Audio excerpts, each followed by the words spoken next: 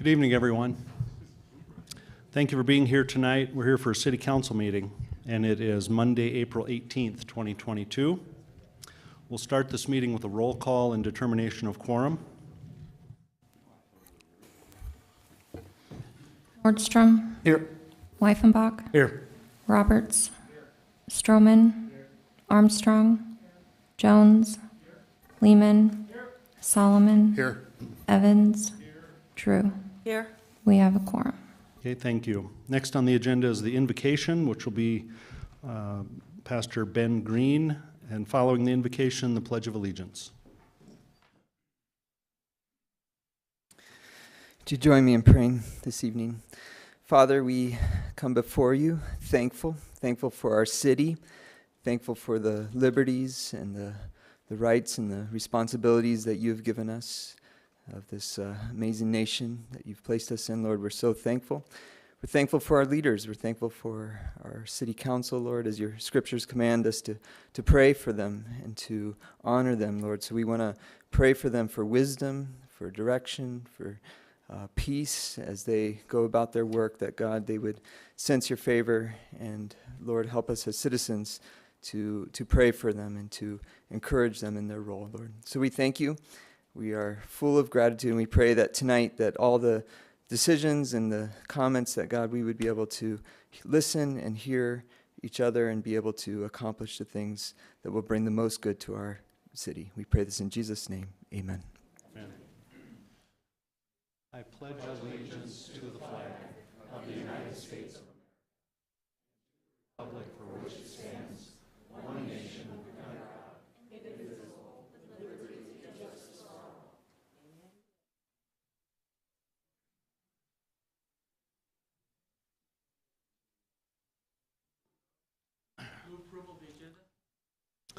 Okay, next on the agenda is adoption of the agenda. We have a motion by Pat Jones to adopt the agenda as written.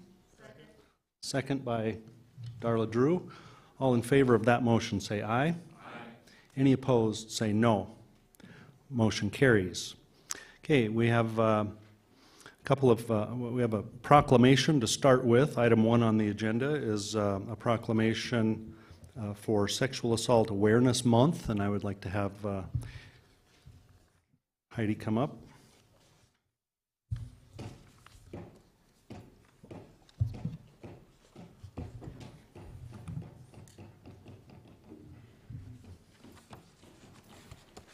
Is everyone?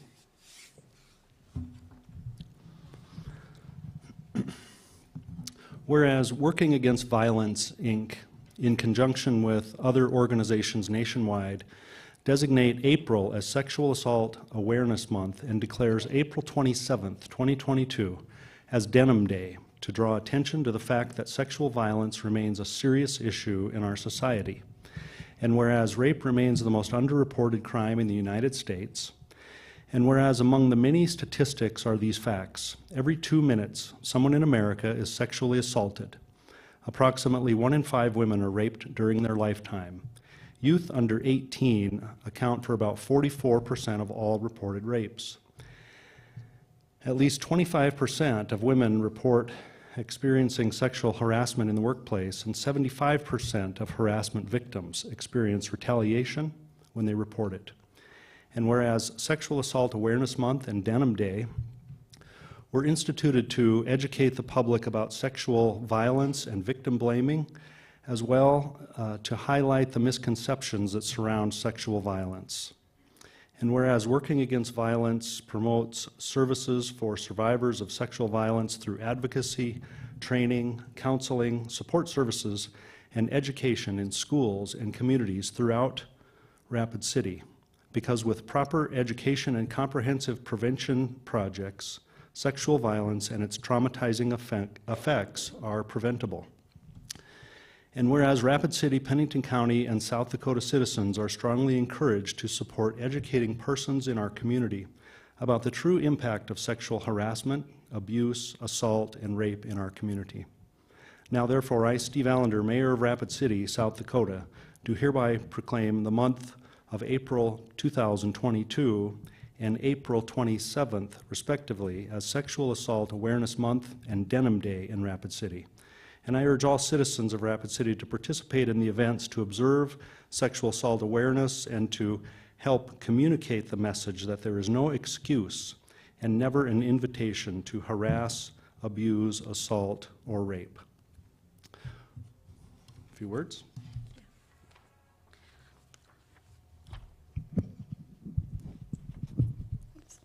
On behalf of Wavy, I wish to extend our gratitude to Mayor Allender, his staff, and City Council members for helping us raise awareness about sexual assault. Each year, this proclamation stands as a renewed commitment and reminder that our work is ongoing until sexual assault ceases to exist. As President Biden stated last year, sexual assault at its core is a devastating abuse of power, one that affects people of every age, race, sex, gender identity, sexual orientation, national origin, social economic background, and religion.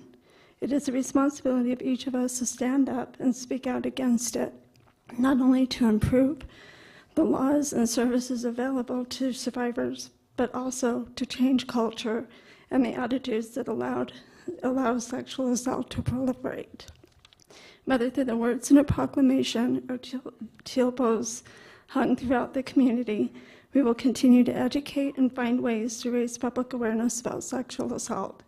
We hope you will join us by wearing teal on Fridays and your denim on Wednesday, April 27th. I'm grateful to have the City of Rapid City as our partner in this work. Thank you for your ongoing support and sharing your time with us tonight to focus on Sexual Assault Awareness Month. Thank you. Get a couple pictures, Sarah? Yes, please.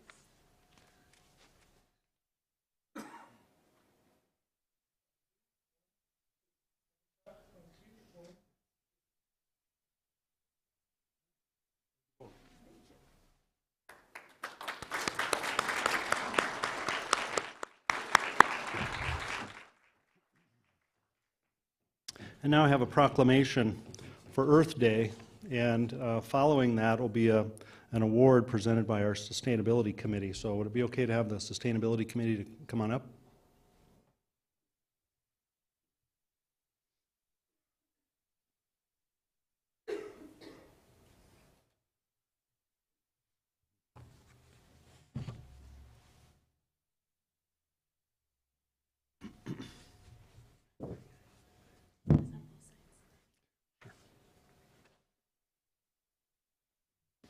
And I'm just going to turn the microphone over right after this.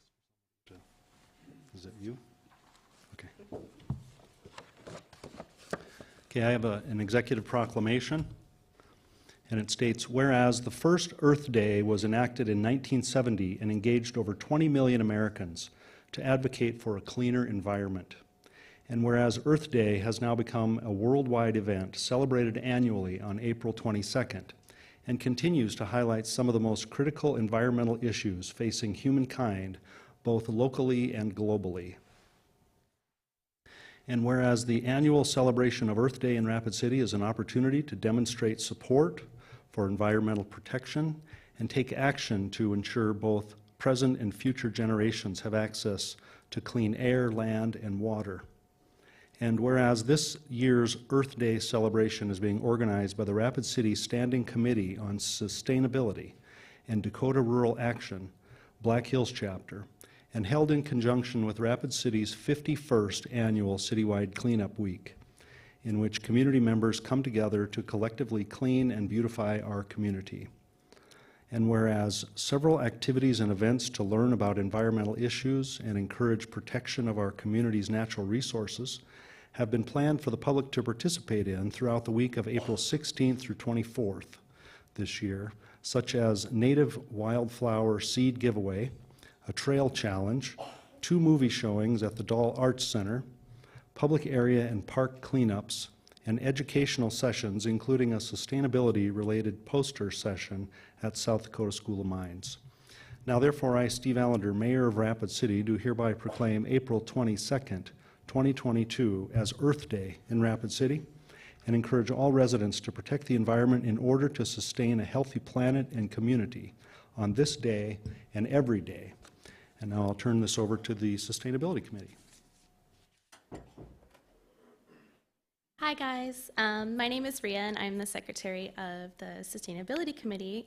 We give out a few different awards each year to someone who's giving some sustainable effort, and we are currently giving one to Steph Lee. So Steph is the owner of Homegrown Goods, and that's a company that she started in 2018. So Steph takes old pairs of jeans and khakis and upcycles them into dog bandanas and toys. In the past few years, she's expanded and started making cat toys, hair scrunchies, birth cloths for babies, pot holders, oven mitts, and Christmas stockings. It's estimated that 25 billion pounds of clothing articles are generated in the United States per year, and 85% of that goes to the landfill. Steph has saved almost 1,400 pairs of jeans, khakis, and t-shirts from the landfill. She even grows her own catnip for the cat toys and uses recycled water bottles inside of the dog toys to improve her carbon footprint. The Sustainability Committee is awarding Homegrown Goods a Sustainability Award because of her efforts to be environmentally friendly and divert clothing waste from the landfill. To make one pair of jeans, it takes up to 1,800 gallons of water to grow the cotton to produce the material. By upcycling the material, she's contributed to saving resources by not buying everything brand new.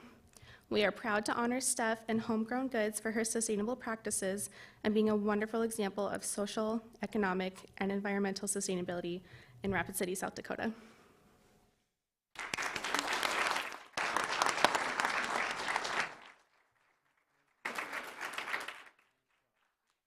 Let's have a little photo here.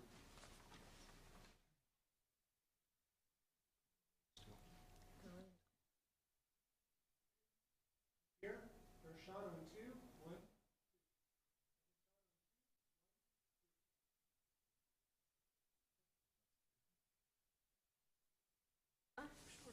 Go ahead. I just want to thank Ria and the Sustainability Committee for this. I never, ever thought when I started with one bandana for our Great Pyrenees, I would ever get this, ever. And if you ever have any jeans to donate, we'll be glad to take them. Doesn't matter if they're stained or they have holes in them, we still put them to good use, and thank you.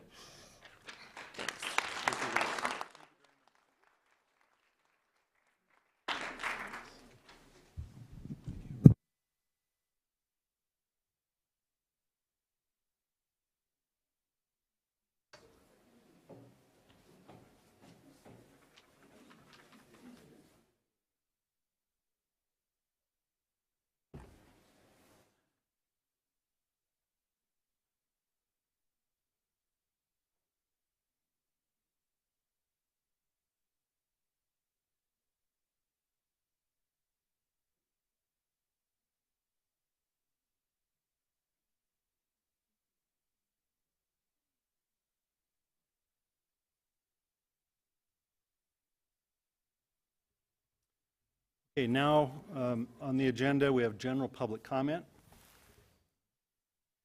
And we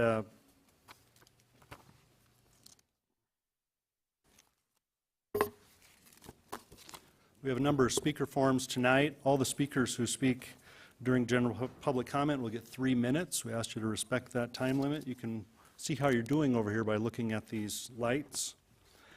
General public comment is a time for members of the public to discuss or express concerns to the council on any issue not on the agenda. Action will not be taken at this meeting on any issue not on the agenda, except by placement on the agenda by unanimous vote of the city council members present. So we'll get started with our first speaker, and that's Dan Mullally.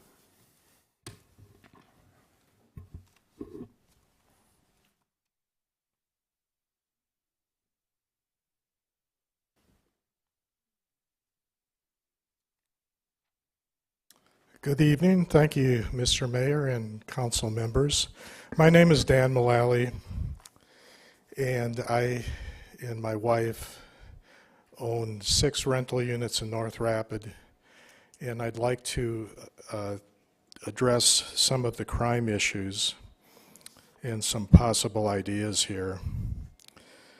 So crime is a problem. I think that's pretty well established now in North Rapid. We've been there 12 years with our rental units. We know the tenants. We keep up on what's going on. We know the pulse of the neighborhood. I think we have to divide this problem into a couple different stages, and I think the first stage is get the crime down, and then we can address some of the other social issues. There's a handout that you may have that I'll be referencing a couple things in here. As an example, one of the cities that has bucked the trend of rising crime, which is a nationwide effect, has been Dallas.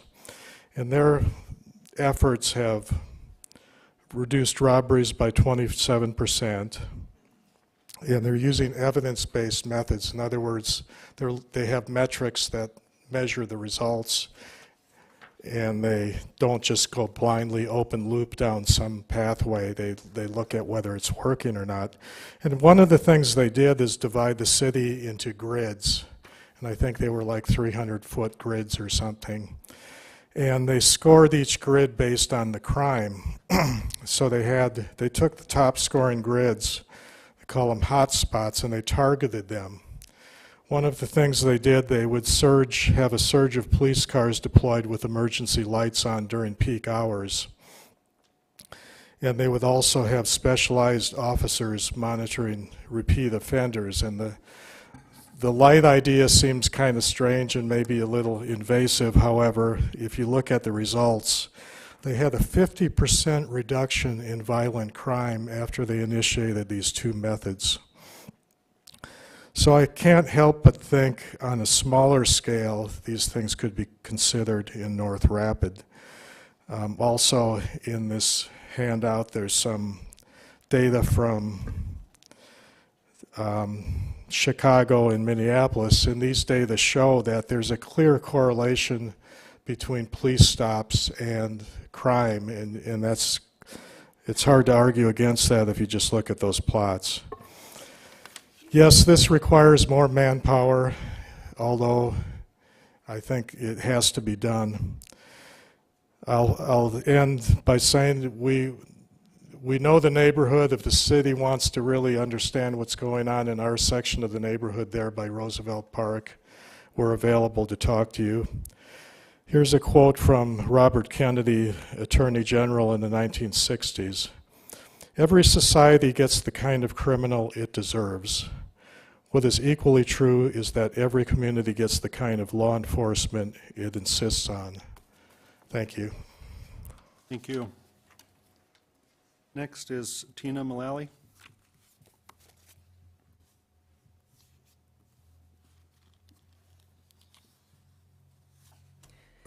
Thank you, Mr. Mayor, council members. My name is Tina Mullally. I've been a 35-year resident of South Dakota and in Rapid City.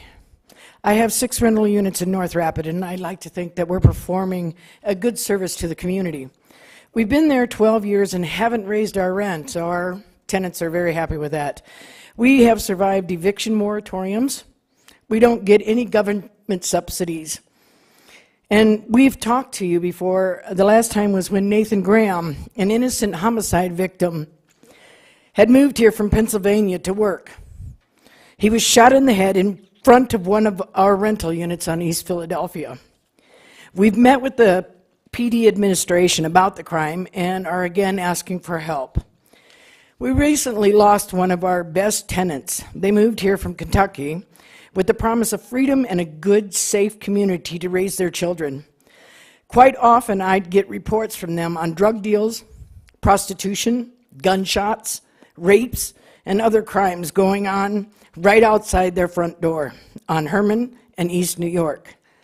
The final straw was when a shootout that occurred in the fall of 2021 that left bullet holes in the stop sign, and you'll see the photo that I handed out to you. They immediately gave their notice and that they were moving. We still stay in contact with them, and they are now happy in their new home in the Republic of Texas. We hate to lose good citizens like that. On the Neighborhood Scout website, it's, quote, "A crime rate of 51 per 1,000 residents. Rapid City has one of the highest crime rates in America compared to all communities of all sizes. One's chance of becoming a victim of either violent or property crime here is 1 in 20. In particular, North Rapid has a crime problem, and that needs to be addressed. Furthermore, The police department has a PR problem. 2 of our tenants have had their car windows broken out in separate incidences. One didn't report it, so I did.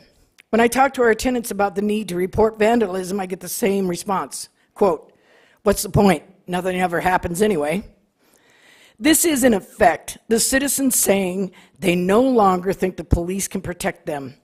We used to have an active neighborhood watch program, but it's been difficult to maintain because of the apathy. Now, don't get me wrong. The police are trying, and I support our police. And they have a tough job. I've watched them in this neighborhood being yelled at, being called Nazis. But reducing the crime is a win-win situation. It's a matter of money. The city needs to prioritize these things differently, and the law enforcement in North Rapid needs to be moved up on the list. And I have a little video, if you don't mind, on who we lost as a great citizen of Rapid City due to the crime To in North announce Rapid. that my time serving will be coming to an end as we are moving out of my school board area because I refuse to live in a home that robs my peace of mind and keeps my family and I from attaining goals that we have set. My neighborhood has become increasingly unsafe, and my heart goes out to those who live in even worse areas of town. I commend our police force in their efforts, but it's out of control. We've experienced murders down the street, gang shootouts outside of our door, and multiple interactions with aggressive homeless people. I don't think anyone knows what the solution is, but I know things need to change. Okay, thank you. Next up is Ed Manzano.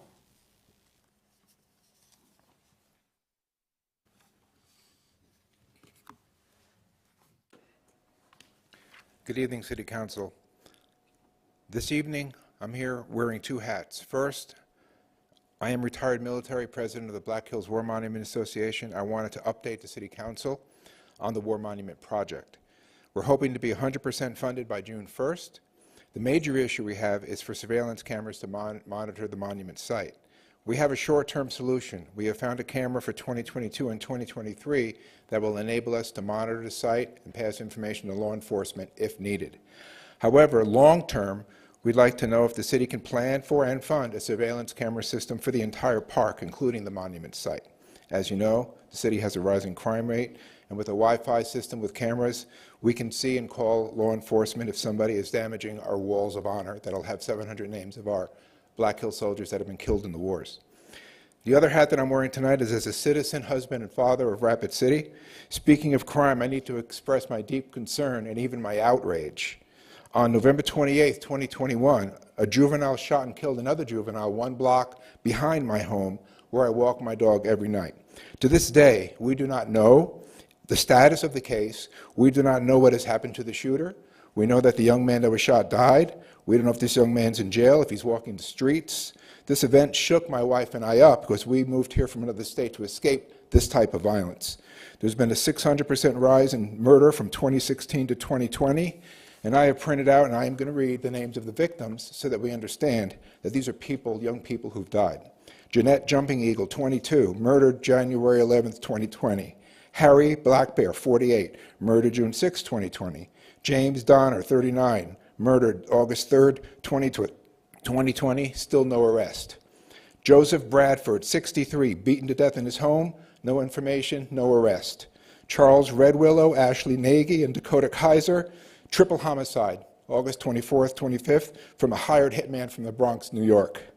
Richard Montanez, hammered to death while sleeping in front of his 2 young sons. And 2 women were also hammered very, very severely, almost to death, September 3rd, 2020. William Clifford, 29, shot to death, September 5th, 2020. And all the charges were dropped against his accused killer, but we have not been told why they were dropped. He was the father of 7 children. Last, Vernon Marshall, 31, shot to death, 24 December 2020. We have a problem with crime, and we need to find solutions to make our city safe. Thank you. Thank you. April Spencer.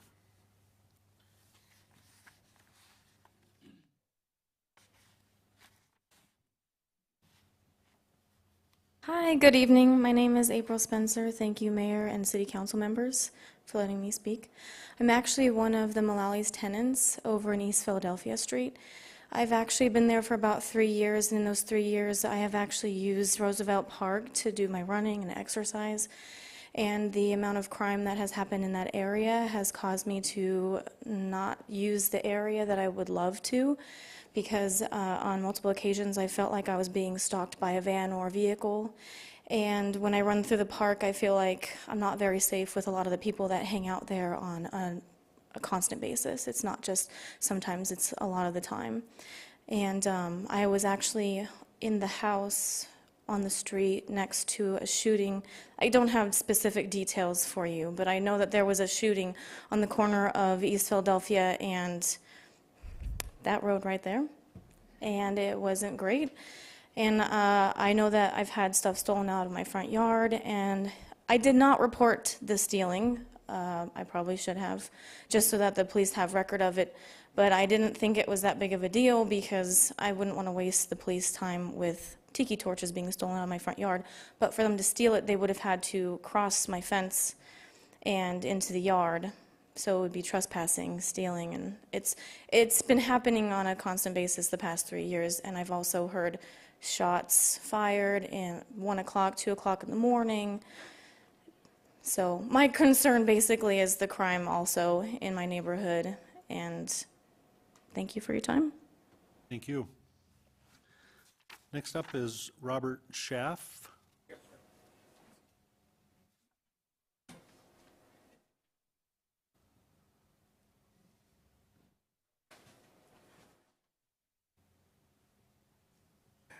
Good evening, Mayor and members of the council.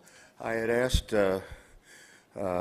Pauline and Heidi to circulate a copy of a letter that I wrote to her about cleanup on 604 Lemon. Did anybody see this? Okay. Briefly, I'm a 76-year-old disabled veteran, and I live some 25 miles out of town. We had given a neighbor permission to park a vehicle there at our house because it was vacant, and I had not been able to finish the remodeling due to a stroke. On December 2nd, I believe, I received a postcard from the city about cleanup. My son and I came into town and found a big bus parked in there instead of a regular vehicle, and a huge amount of trash and gosh only knows what all. This neighbor was given till the 16th to get it cleaned up. He assured me that it would be, and as far as I knew it stretched out a little bit towards Christmas, but it got done. And after that, I had heard no more. We had Power and Light come in and trim some trees that were in the way of the wires coming in, and some things like that went on. I had the ULL mark things so that we could put up some chain link fence, and we assumed that everything was under control and being taken care of. February 12th, unbeknownst to us, we were blessed by a cleanup crew from some landscape outfit, and they removed 2 rolls of chain link fence that we had out back ready to put up, and some tree bark that Power and Light had left, as well as a few other little branches and things. And then they went around with a weed eater and a lawnmower and, quote, trimmed everything, process breaking garage windows that were at ground level and some things like that. So, and we had a gutter that blew down. We had that ready to go back up, had a contractor look at it, and that too was missing. So I got a letter from them about a $1,250 bill for this cleanup, which we had no idea was even necessary or coming there.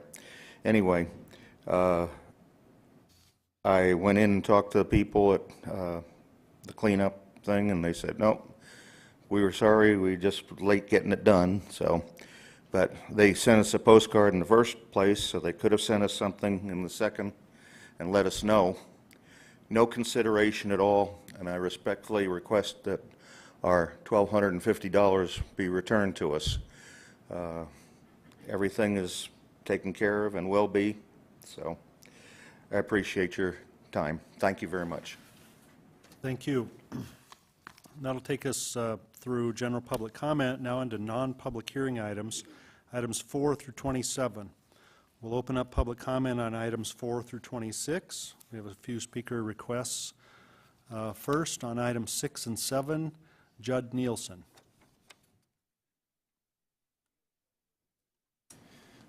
Good evening, council members and mayor. Thank you for allowing me to address you. I'm the president of Rapid City Summer Nights. Agenda's items 6 and 7, and really I just want to let you know that I'm here for any questions or any discussion items that anyone would like to do related to Summer Nights and our events. I do want to thank Parks, Fire Department, Police Department for continuing to step up and help us, and that goes for all of you. That is the city's event, and we are just all volunteers kind of putting it on, and we continue to feel like it's one of the best events that Rapid City puts out every year, and we would appreciate your support on it. Thank you. Great, thank you. Darla Drew. Thank you. Sir, I have a question. I'm sorry, Darla. Last year, I asked you guys if you could improve the security around the stage, and when I went down there, I didn't see any changes. So, is that something that you're going to look at doing because of complaints from families? Now, we actually did take your when we met last summer, we were more proactive in working with the police department and walking that area to make sure that there was no outside beverages in there. So I can attest that I spent an hour and a half to 2 hours of the 3-hour period just walking around trying to make sure that there were nobody bringing in outside beverages, as well as just making sure there weren't any drunks loitering around in the street. So I think, respectfully, I think we did a lot better job this year than we probably did in the past at trying to mitigate that with the help of the police department. I do want to meet with, the name of the group is Journey On, is that right? Oh, yeah. We do want to meet with them prior to the event starting on June 2nd, and maybe kind of seeing if they can be down there to assist us as well. I think that's a good move, and thank you for your comments. Thank you. Okay, the next item with a speaker request is item 22, and that is Patty Brown.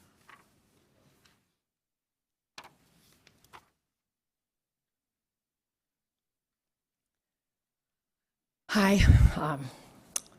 I saw the Rapid City Journal article about the city is to spend $5 million for housing. So I read the article, and I'm pretty well aware that sometimes the journal or journalists don't necessarily tell the whole story. So I'm just here to ask some questions and voice some of my concerns. The article states about the fact that the money will primarily focus on funding for low and medium income housing in the rental market. And then it goes on to talk about families and houses in our community. And I can tell you honestly, it's our rental market that really, really suffers. And the article also went on to talk about us getting ahead of the growth. The growth is already here. In case we haven't noticed, we've had a massive influx of people, and it is taking the housing away from our locals, and it's taking away from some of our poor. I want to specifically address the fact that let's define affordable housing. I saw an article in the paper a year or two ago. Spearfish was going to put in some affordable housing, and you know what they listed it as affordable housing? $225,000 houses. Who's that affordable for? Certainly not our working poor. Our working poor, I mean, we employ people that make probably around $35,000 a year. How in the world can they afford things like that? In fact, one of my guys, I can tell you, in a year, he used to pay $985 for rent, and in 1 year, he is now paying $1,485. He doesn't have expendable income. He doesn't have the ability to adapt to that kind of stuff. And so we don't want all these people on government assistance or subsidies. These people want to pay their way. They want to do well. So if this group, I don't know how we keep, is their plans open to the public? Are they going to be available for us to be able to see what they do? Like I said, their rent went up. When their bills exceed your income, what do you do? Where do you go? Are they the next homeless group? And also, unfortunately, people can't run their budget like the federal government and print more money. So my concern is that I don't want to tell builders what to do. I don't want to tell private renters what to do. But if our group is going to get $5 million and they're going to plan on doing things, they really need to keep in mind what it means to be affordable housing.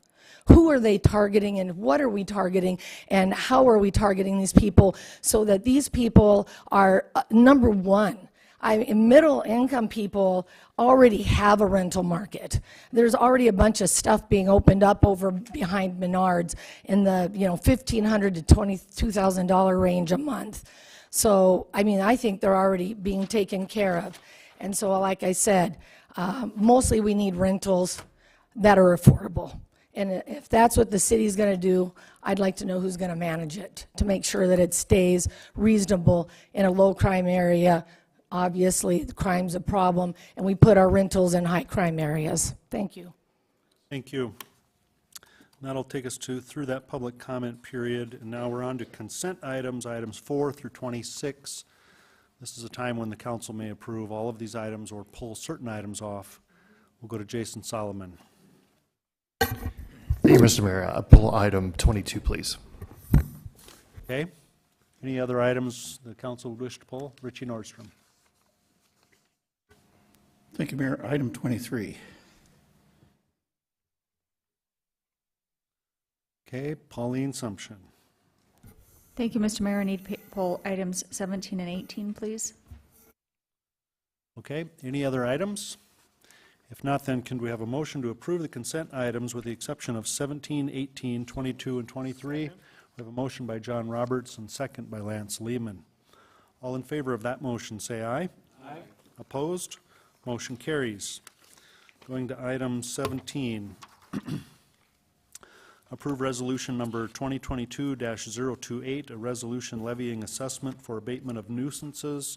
Pauline Sumption. Thank you, Mr. Mayor. I need to have you remove items 7 and 8 as they have been in to pay those assessments. Okay, then could we have a motion from the council to remove items 7 and 8 within this item? So moved. Lance Lehman makes that motion. Pat Jones makes a second. All in favor of that motion, say aye. Aye. Opposed? Motion carries. Move to approve.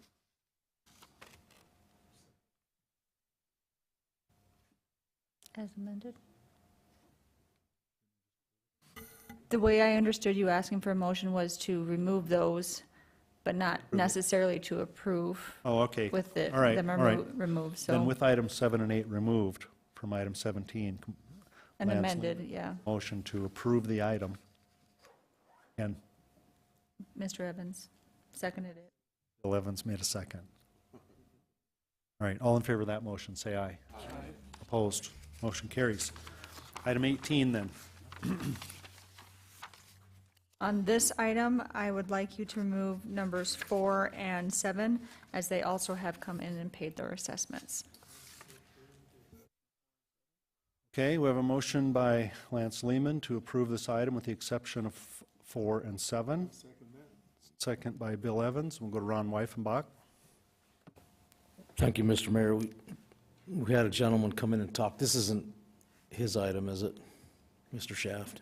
He is not on the assessment roll because he actually came in and paid before the $100 Okay. late fee was added to it. So his request was basically to refund that So that would be a $12.50. whole nother. Okay. Okay, thank you. We have a motion and a second to approve item 18 with the exception of items 4 and 7 within that item. All in favor of that motion, say aye. Aye. Opposed? Motion carries. Now on to item 22. Authorize Mayor and Finance Officer to sign an agreement with Rapid City Strategic Housing Trust Fund, Black Hills Area Community Foundation, to outline the conditions and requirements regarding an award of vision funds in the amount of $5 million. Jason Solomon. Thank you, Mr. Mayor. First, I make a motion to approve, if I can get a second, and retain. Second by Laura Armstrong. Go ahead. Thank you. And we have representatives from the Black Hills Community Area Foundation.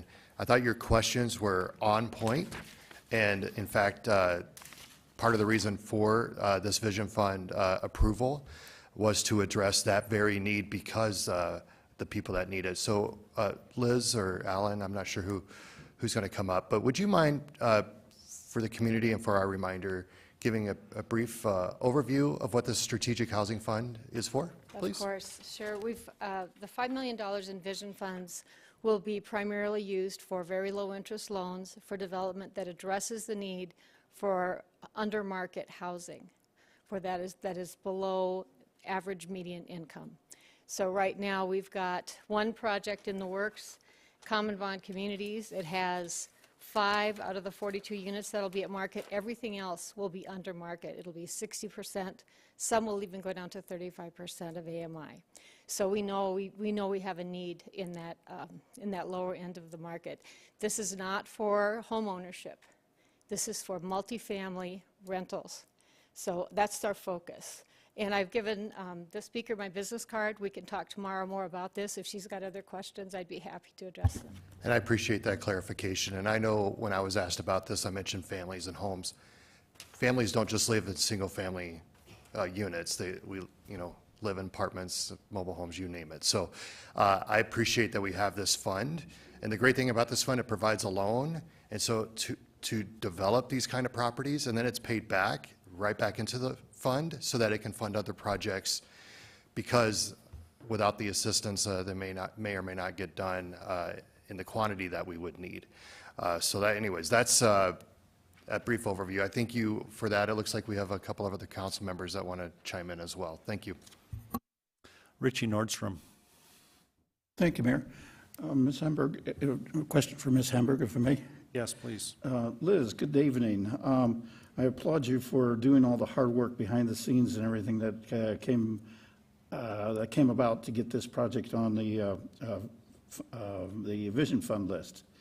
Would you share with us a little bit about some of the pieces or components that came together, how this was established on it? Because I understand the state helped out on this as well. The state, most recently, there has been money approved. We don't know what that will look like quite yet. It's going to come through the South Dakota Housing Development Authority, and it's going to be primarily for infrastructure. So we're kind of waiting to find out what those rules are. But our hope is that we can align those project dollars with our project dollars, as well as other funding, in order to make things move quicker and help us get more multifamily housing rolling. When that comes about, does this all be part of a revolving fund as well? That will not be coming to us, we don't think. Okay. We think that will just be managed at the state level, South Dakota Housing Development Authority. So we don't yet know the rules. Oh, interesting. Okay.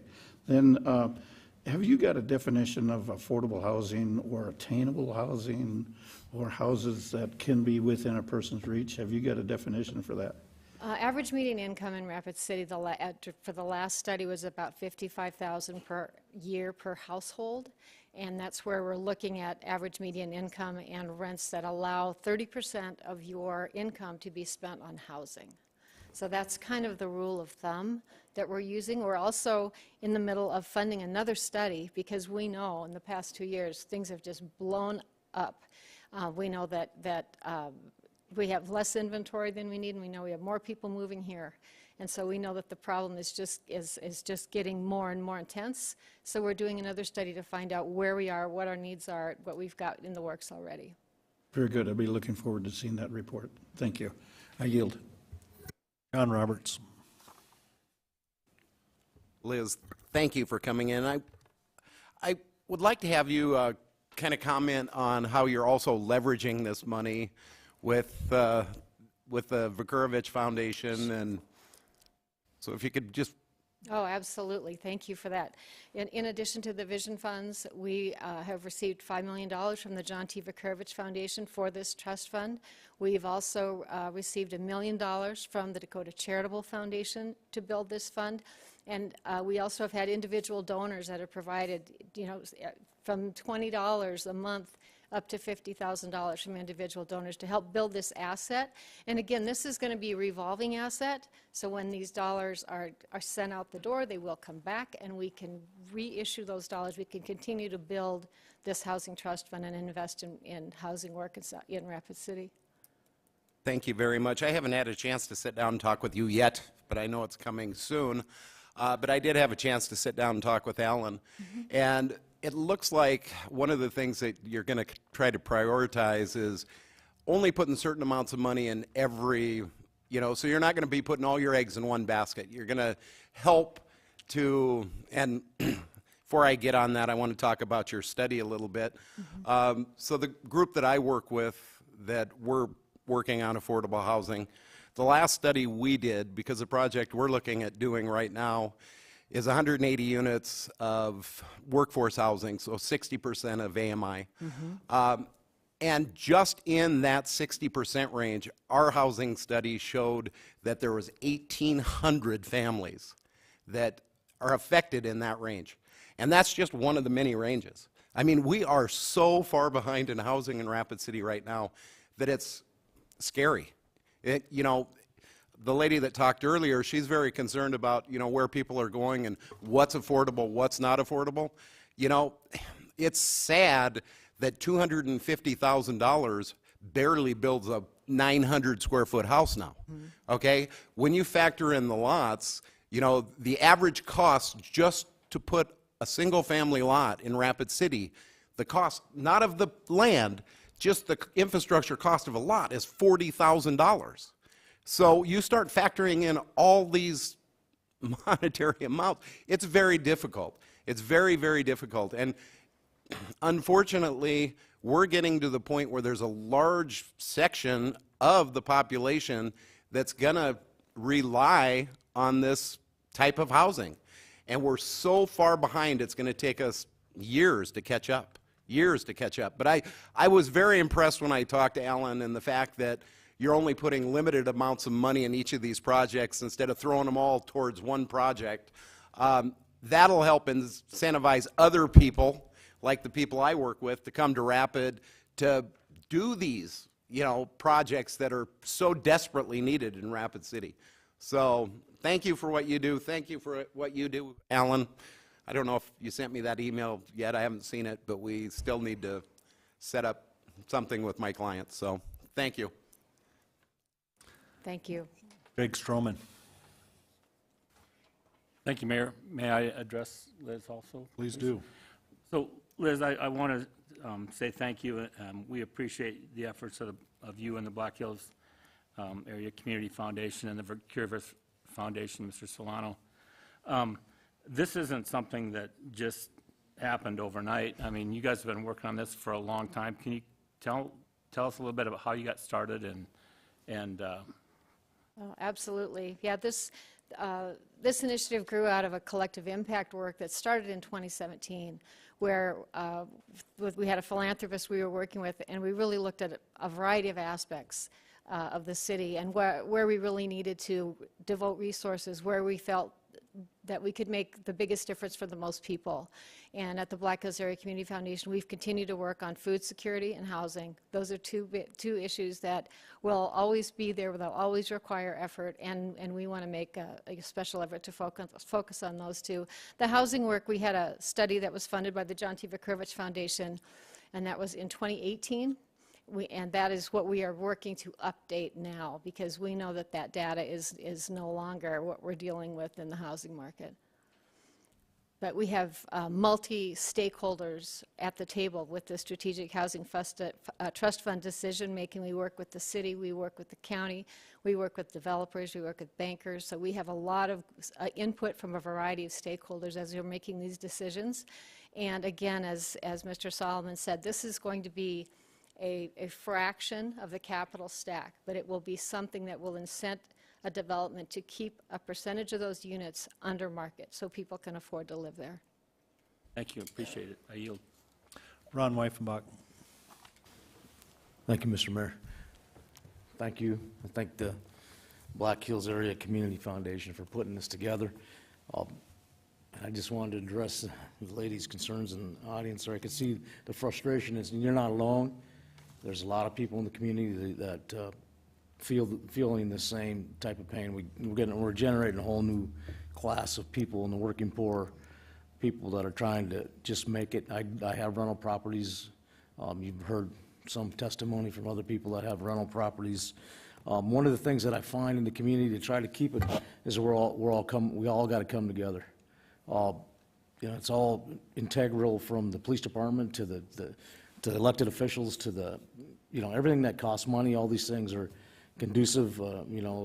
Taking care of your lawns. You heard some conversation today about taking care of your yards. All these types of things come together in what happens. This particular project is an apartment complex project they're going to use to try to keep some affordable housing available to some people. It's just a very limited tip of the iceberg, so we're always looking for solutions, things that can help synergize or help bring costs down, maybe get rid of some red tape, whatever we need to do to try to make this all work. It's a complicated situation. That doesn't mean it's not, that we can't approach it, and I think this is one approach, one area. There'll be other approaches as we come forward, and we're always open to suggestions. I think these folks came to us with their solutions. That's how it got funded. It's not the end-all, cure-all. You'd mentioned a little bit about the subsidies. Unfortunately, that is going to be one of the plans moving forward. The county is well versed at doing these types of things with county housing money to help try to get people over those humps till they can find other opportunities. This is new to our community, that this onslaught came in such a fast and furious pace. So we all need to work together. We can all sit there and throw rocks at each other, or we can all pitch in and try to find solutions. And it all starts with each one of us individually. So thank you. Darla Drew. I have a question for Liz, please. Okay. So, Liz, this is a great project, and I do support it, but I was really concerned when you talked about the money that we were told would come from the state to match the $5 million, and actually we have $10 million, so how is that going to work with them holding that money and putting it through the state? I thought it was to come to you or to the city directly. That's what we were hoping for, too. That's what we were asking for, was a percentage of those dollars to come to Rapid City. What we know is that those dollars are going to South Dakota Housing Development Authority for the Housing Opportunity Fund, which is the most flexible fund they've got. We have talked with their leadership about working with the trust fund, and they understand what we're doing. In fact, they like it. So, as they are putting their rules together, we will be working with them to see how we can align with those dollars as well. If we can manage them, even better. That's what we would like to do, is ask them to, and we have, asked them to match what we've got here, because this is unique in our state. What we're doing here is unique, and they recognize that. So that is our hope. We just don't know for sure how it's going to be managed at the state level. Do we have any guarantee that we will at least get the $5 million that we put up? I mean, that will be matched? We don't have a guarantee, no. We do know that 30% of the dollars are going to be spent in Rapid City, Sioux Falls. That's what we know. We don't know how. And you don't know what the total amount is of that they're giving us, the 30%. You don't even. $200 million is what's going to South Dakota Housing Development. So there's a chance we'll get more. Yes. Okay. Well, there's a chance that the investment in Rapid City is going to be bigger than what we were originally asking for. Yes. Which would be because great. of that $200 million. That is a lot more than that is coming to housing as a state than we really were. What we had hoped for. So, having those dollars there for housing is, a huge benefit. Yeah.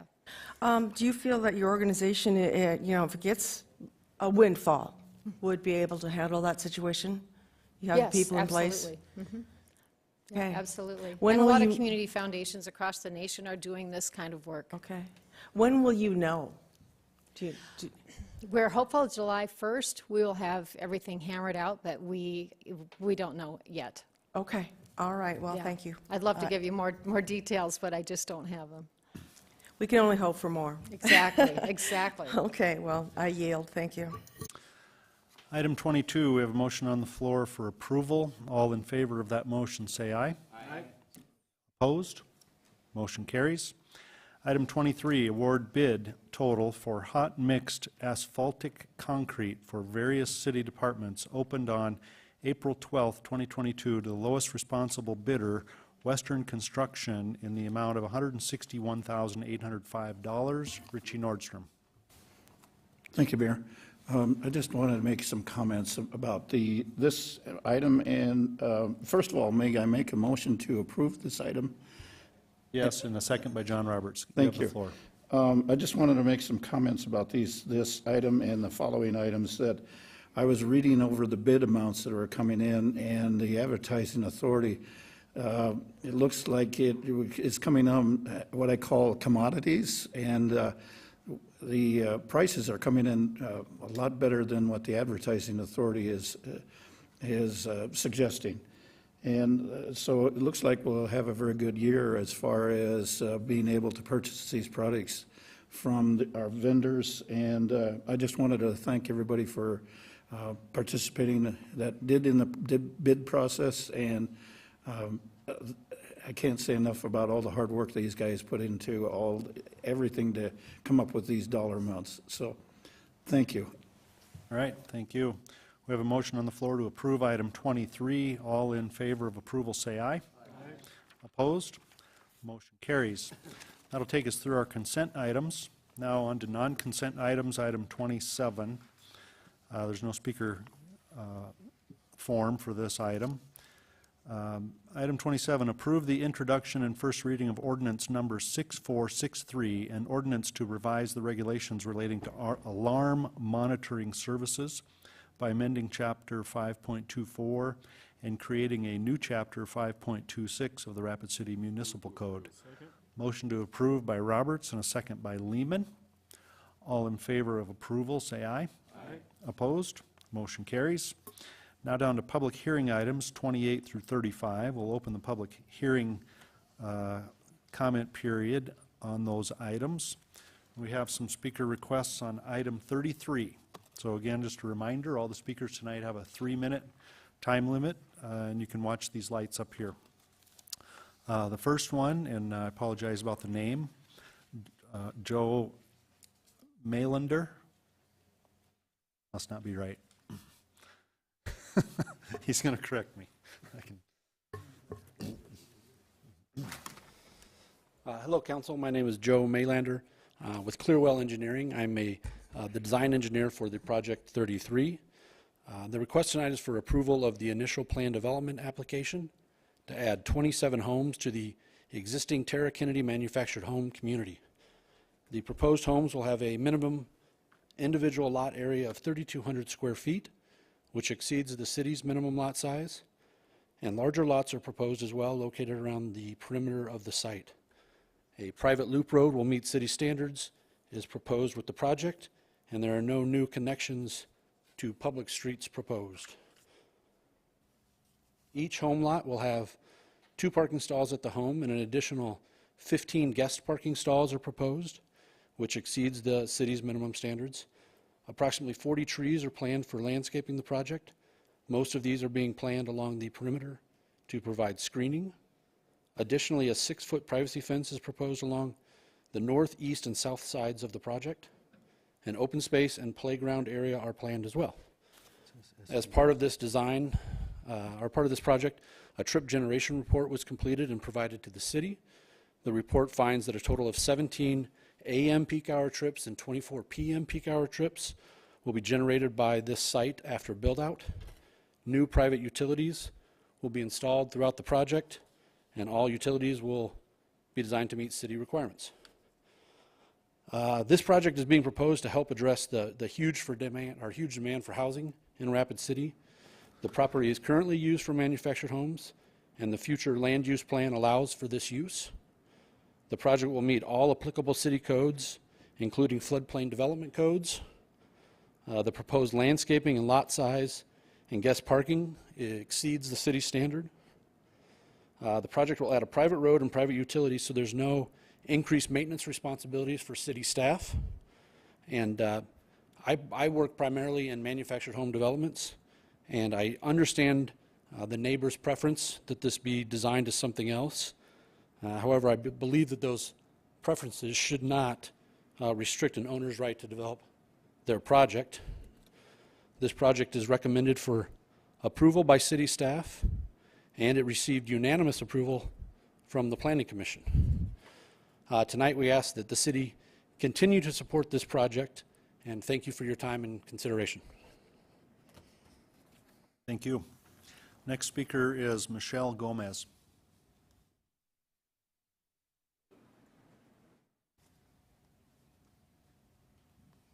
Joe got to do all the details. Hi, my name is Michelle Gomez. I'm the district manager for Impact Communities. I manage the communities here in Rapid City. We actually have 6. Tara Kennedy is not just the only one. I would actually like you guys to stand this time. I didn't make you do that before. All 4 of you, up, please. I want to introduce you to your local people. Yes, we have Joe, who's our engineer, who doesn't live here. I'm from Boise, Idaho. I don't live here. Des Moines, who you're also going to hear from, is my boss. She doesn't live here either. But these 4 and 3 maintenance guys who couldn't make it tonight because they're watching the children, they are your local people. Amanda runs Silverleaf. The old Countryside and Deluxe mobile home park down on East St. Patrick Street. Amanda, we had a police officer come to Amanda and say, look her dead in the eye and say, you'll never clean up this park. She's as stubborn as they come. So let's talk again in a year. She's already evicted 15, I think, drug houses. She has, she's amazing. She's amazing. Anita used to run Tara Kennedy and Cimarron out on Sturgis Road. She's now Amanda's assistant. Janine is a new hire. I just hired her 2 months ago, and she now runs Tara Kennedy, which is where we want to do the expansion. And she also runs Cimarron out on Sturgis Road. She introduced herself at a new job by handing out violation notices to all the residents, so they all love her very much. But she's getting things cleaned up. It's amazing. Lori manages Wheel Estates. She's a literal rock star. I don't know what I would do without her on my team. I don't know what I did without her on my team. And then, like I said, we have 3 full-time maintenance staff. These are your local people. Their kids go to your school. They're here. I know some council members they think that we're shady, that we don't know the company, where the company's coming from, but that's not the case. These are the local people. We have a company that's headquartered out of Colorado. We have people all over the country, and because we're a big company. But I just wanted to make sure before this was over that you met your local crowd. Thank you. Thank you. Next speaker is Des Moines Whitworth.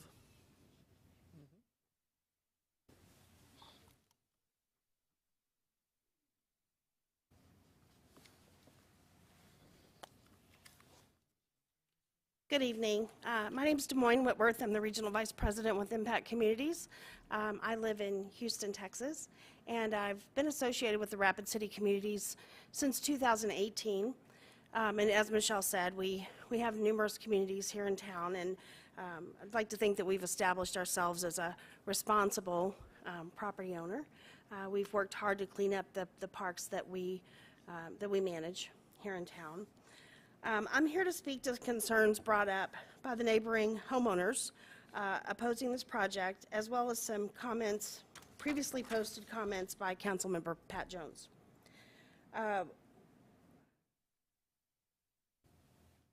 We've communicated revisions that we've made to the plan. We've provided statements to answer the questions that have been, put forth to us from the homeowners.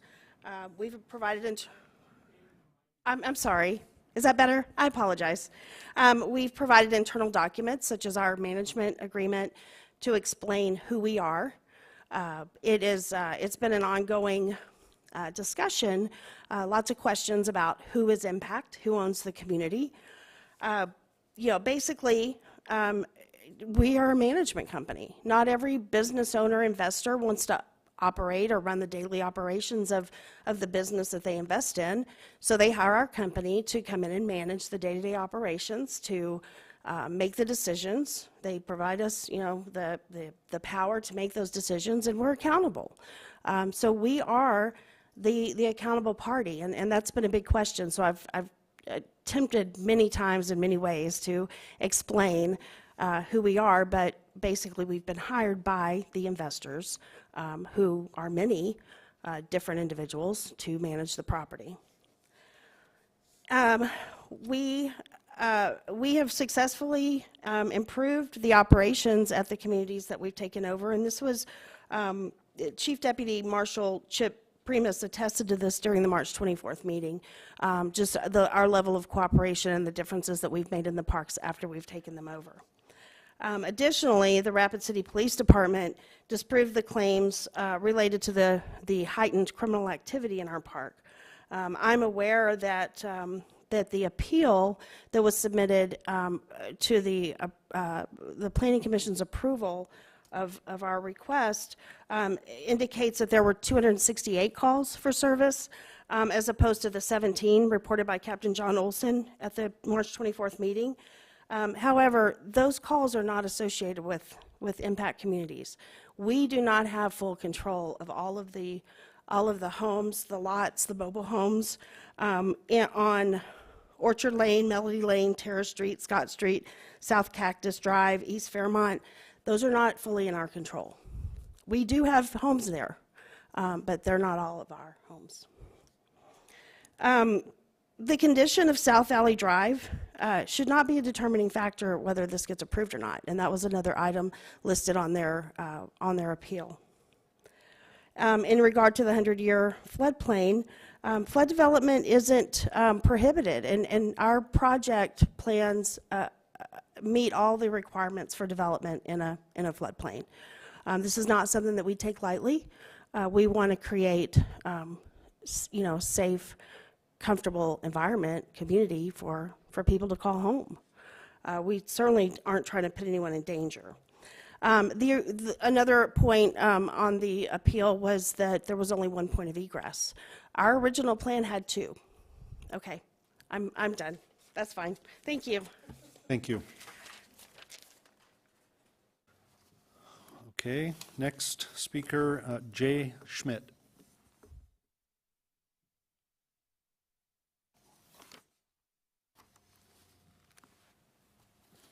Good evening, Council, Mayor. My name is Jay Schmidt. I live at 2333 South Valley Drive. I've been working with my councilman for 3 years to clean this area up. Ron and Pat will verify I don't give up. I'm a pain in the neck, and I'm constantly on them. It's been kind of my full-time job to clean this area up for the last 3 years, and we've worked to improve the infrastructure. We've got streetlights finally approved, even though they're not in the best areas.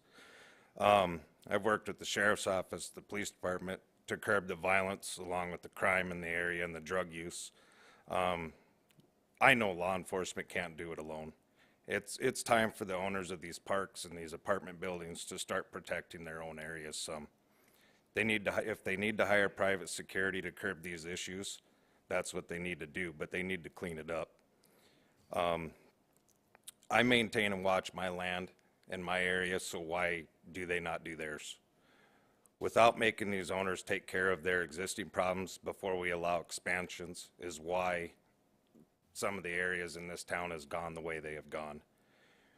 We need to see them accomplish this and clean these areas up before we allow them to expand.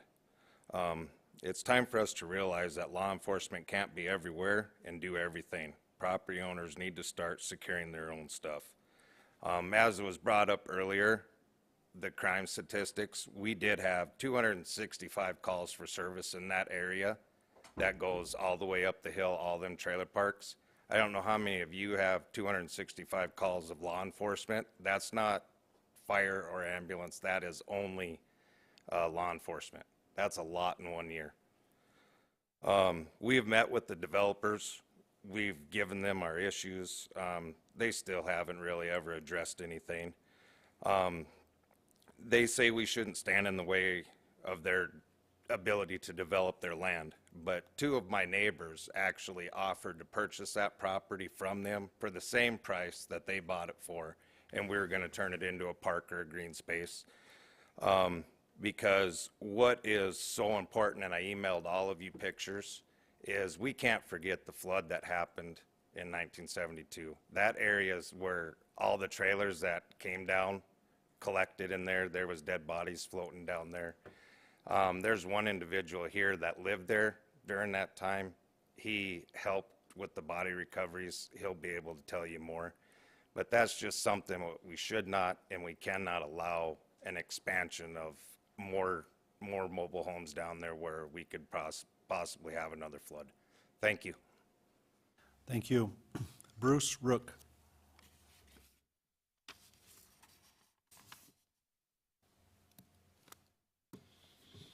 Thank you, Mayor, council members. I live at 2702 Garden Lane. So this has been an ongoing issue for many years here with these trailer courts and with the road. We were annexed. The city or the county doesn't want to claim the road. Our road, Garden Lane, is not maintained by anybody but us, the homeowners. We were told by the city at one time that the road belonged to the homeowners and we could block it.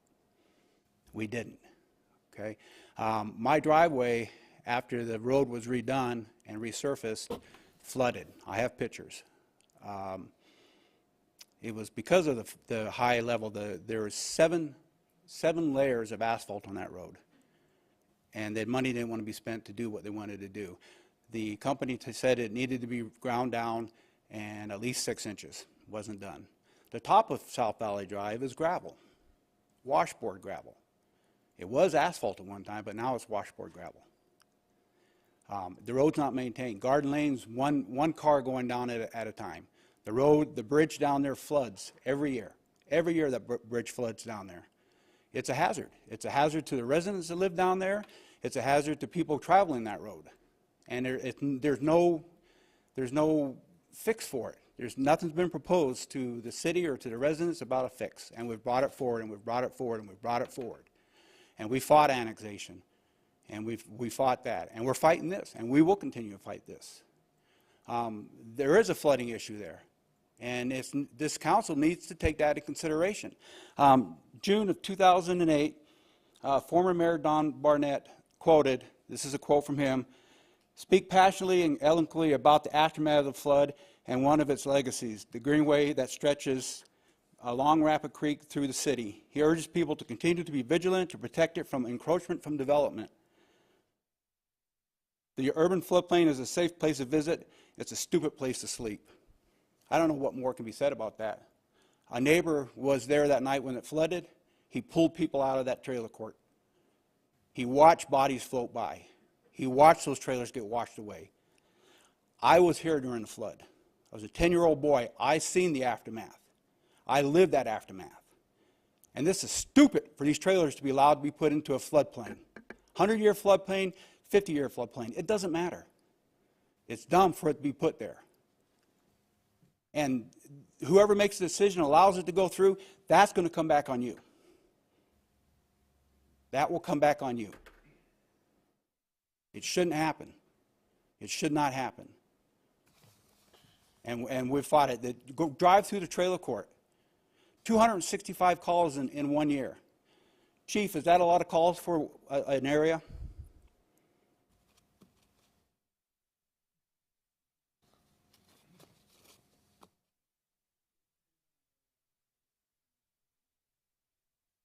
Okay, your words were it was.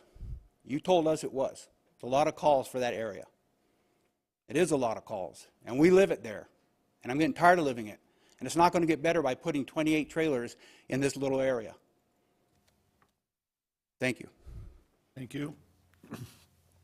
Cody Champion.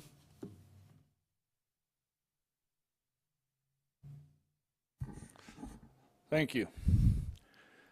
First thing I've got is a question. Everybody in this room, how many of you were here 50 years ago in June and helped Raise your hands. Not very darn many of us. Makes us pretty old, doesn't it? I spent 2 weeks in the National Guard on that. I actually lived in Hermosa at the time, and we had the same problems down there. We just didn't have any loss of life. Thing is, you build next to a creek, pretty soon your butt's going to get wet. Thing is, we lost over 200 souls that night. Does anybody want to do that again? Does anybody want to risk it again? Yeah, they say it's a 100-year floodplain, it's a 500-year floodplain. That's an engineer's guesstimate. It could happen tonight, it could happen tomorrow, it could happen 100 years from now. We do not know. People say, oh, we've had experience with floodplains and so on. They weren't here. They didn't hear the screams. They didn't smell the smell of death afterwards. They didn't smell the stench of the mud and the rot. Until you've experienced that, you just don't understand. You just don't. So not only am I against putting these mobile homes, I'm against any development in the floodplain, and especially homes where somebody's going to be sleeping. We've already started to encroach on the floodplain with commercial properties. I don't approve of that either. But we just cannot allow more houses. In fact, when we had the floodplain created, the floodway through Rapid, if this area had been in the city, we wouldn't be having this discussion tonight because that would have been cleared out. There was even proposals by this, to the city or by the city that I saw years ago. My former employee showed them to me, of clearing out this whole area from basically just the south side of Garden Lane all the way to the foot of the hill going up South Valley Drive, from South Valley to the Elks Club. But what I'm here to say is I don't have a problem with responsible manufactured home development. Keyword responsible. But let's not make any of the same mistakes that's been made in the past. We don't need to go over that again. And that's all I got to say. It's more than I've said in a long time. Thank you. Thank you. Stephen Klutz.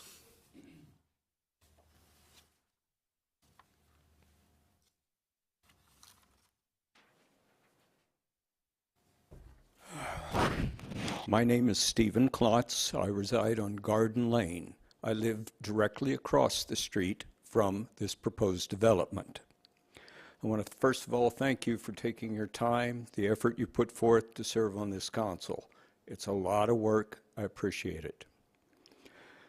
Just wanted to talk to you for a minute as far as my views on this proposed development.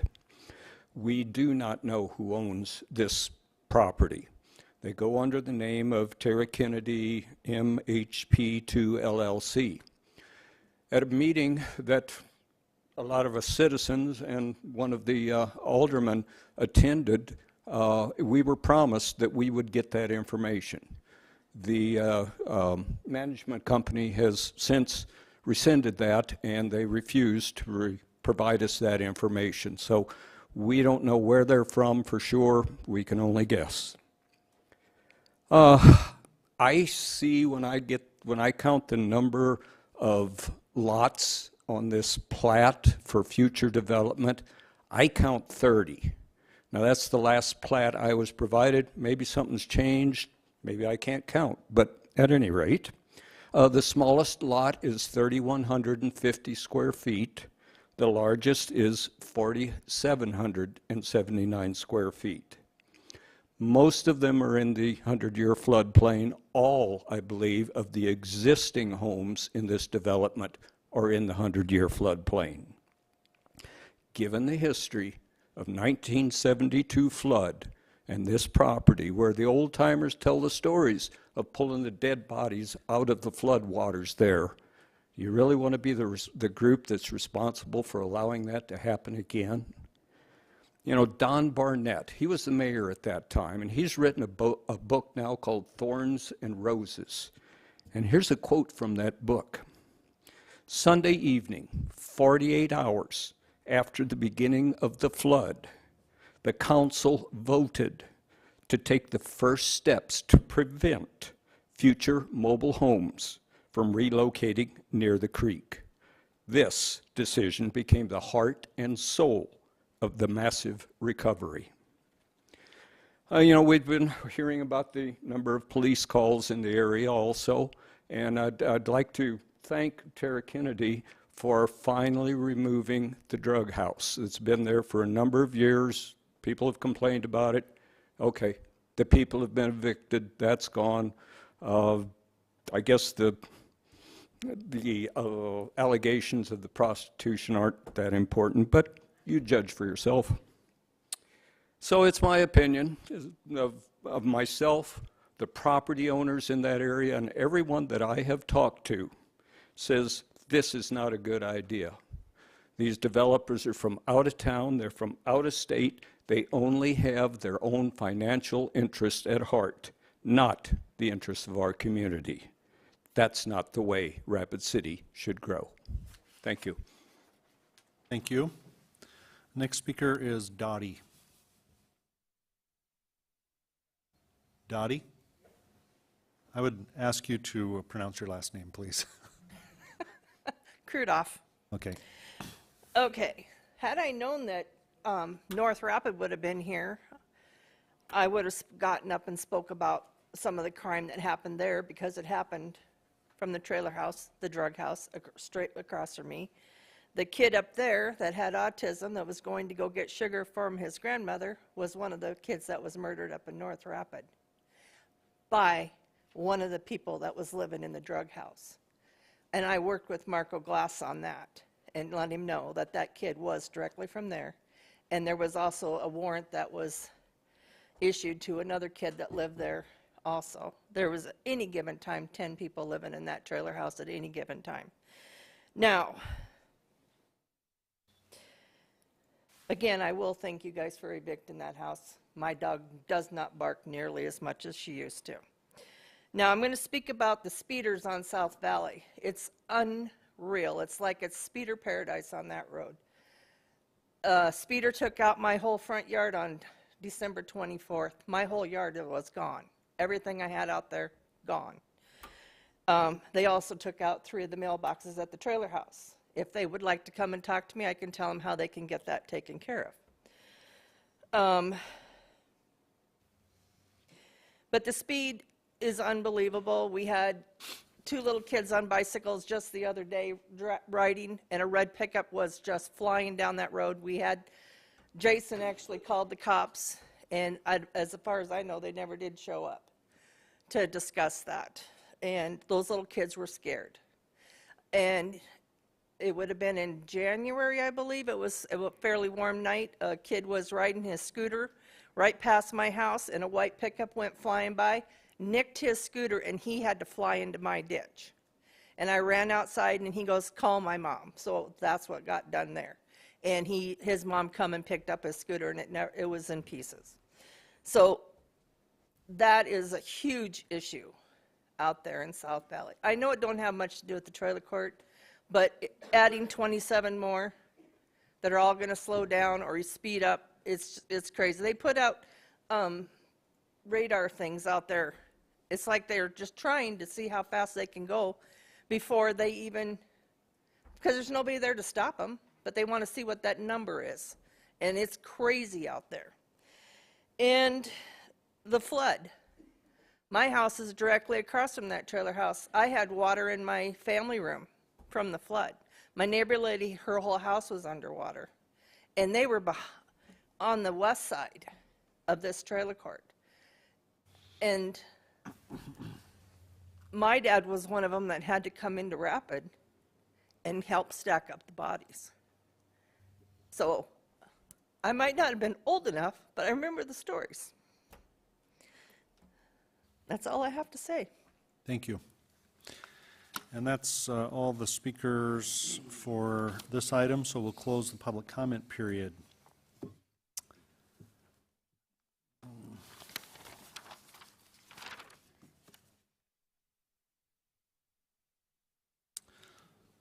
So now to consent public hearing items 28 and 29. Would the council have a motion on these items? Move to approve. We have a motion by Lehman to approve 28 and 29, second by Wyffenbach. All in favor of these consent items, say aye. Aye. Opposed? Motion carries. Non-consent public hearing items 30 through 35, starting with item 30. A request to approve Resolution 2021-052 by KTM Design Solutions for 605 Storage LLC for a comprehensive plan amendment to the major street plan at 3276 and 3300 Campbell Street. The recommendation is to continue this to the June 20th, 22 City Council meeting. We have a motion to continue by Wyffenbach, second by Evans. All in favor of continuation, say aye. Aye. Opposed? Motion carries. Item 31, second reading ordinance 6534, an ordinance amending section 17.06 of chapter 17 of the Rapid City Municipal Code. A request by Long Branch Civil Engineering for DOIC LLC for a rezoning request from General Agricultural District to Low Density Residential District for property generally described as being located southwest of existing terminus of Cobalt Drive. Motion to approve by Lehman, second by Stroman. Yes. Okay. All in favor of approval, say aye. Aye. Opposed? Motion carries. Item 32, second reading, ordinance 6535, an ordinance amending section 17.06 of chapter 17 of the Rapid City Municipal Code. A request by Long Branch Civil Engineering for DOIC LLC for a rezoning request from General Agricultural to Low Density Residential District for property generally described as being located southwest of the existing terminus of Cobalt Drive. Motion to approve by Drew, second by Nordstrom. All in favor of approval, say aye. Aye. Opposed? Motion carries. Item 33, appeal of Planning Commission's decision on a request by Joseph Maylander of Clearwell Engineering for SDRC, Tara Kennedy, MPH2 LLC, for an initial plan development overlay to allow the expansion of an existing mobile home park for property generally described as being located at 2412 South Valley Drive. So on this item, we will either be upholding the Planning Commission's actions or overturning the Planning Commission's actions. Pat Jones. Thank you, Mayor. I'd make a motion that we support the appeal and overturn the Planning Commission's actions. If I get a second, I'd like to keep the floor. Second by Evans. Go ahead. Thank you very much. So this thing has been going on a long time, and tonight is the time for it to come to an end. I've sat in on many meetings with the residents. They've sat in on a lot more than I have, but the theme and the message has been consistent from this company. It's the wrong project in the wrong place by the wrong people at the wrong time. This council and councils before us have been very supportive of growth and expansion in our community, but those developers and builders have been held to very high standards, standards that we demand our local builders and developers do. At several previous meetings before this one tonight, this group has prided themselves on meeting the minimum standards that have to be met. I've never heard anyone be so proud of achieving minimum standards than this organization. Recent comments in the 2 cents in the newspaper has challenged this council and others in town to get control of the development that's going on in town, the wildfire of development that's going on. It's exciting and there are great things going on, but it has to be managed. That is our job as the council, is to manage this growth and make sure it's done right by the right organizations and in the right places. We've heard tremendous comments tonight, better than anything I could say sitting up here, for the reasons not to do this. This council has said no to projects that would be in the floodplain, and this project wants to be in the floodplain, speaks boldly and bravely that there are no issues about being in the floodplain, and it's the wrong thing to do for all the wrong reasons. This organization has expected us to believe misinformation and partial truths at several meetings. At a meeting held at a local hotel not too long ago where the residents received a letter to attend, they were told by people in this room that their problems that they're bringing forward, it's not their job to solve them, it's the people's job to solve them. I've never heard anything so ridiculous in all my life. This organization stands to make a tremendous amount of money on this, yet they're blaming the people who live in that area for bringing forth problems and concerns and telling them it's their problem to fix them. There's been disrespect, there's been misinformation, there's been partial truths. One of the things that was said over and over again at one of the recent meetings was that this meets the need for affordable housing in Rapid City. They were talking about how it's only going to be $500 a month to live here. I asked the question, does that $500 a month include the lot rent? Well, no, it doesn't. So we finally got on the table that the lot rent is going to be, well, several numbers were tossed around, but the one that got said the most was $475 for lot rent, and the payment on a trailer is going to be at least $500 a month. So that's $975, probably more, that people are going to be paying. And don't sit there and shake your head that this didn't happen, because it did. It was said over and over and over again. This is the kind of disrespect that you folks have shown to the people in our community, and they deserve better.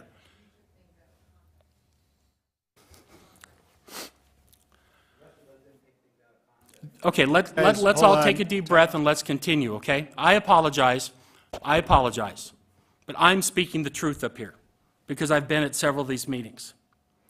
The minimum standards, the misinformation. Why did it take, if this company is so great and so grand and people come from all over the place, why did it take so long to address all these other issues?